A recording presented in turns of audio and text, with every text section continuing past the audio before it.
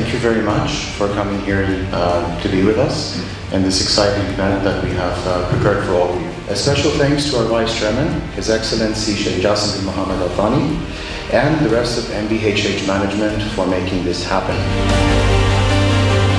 So we are introducing tonight this technology here in Doha because we want to replace the people in the confined spaces and in the dangerous inspections.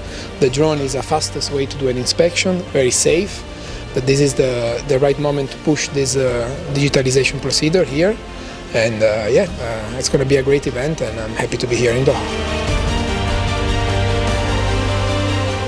Drones is playing a major role in transforming the way we conduct the business. Today we have seen the cage drone, the next generation of cage drone that's capable of doing a thickness measurement.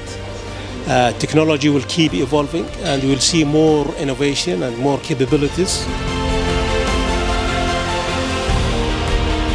We thought there is a lot of potential in developing drones.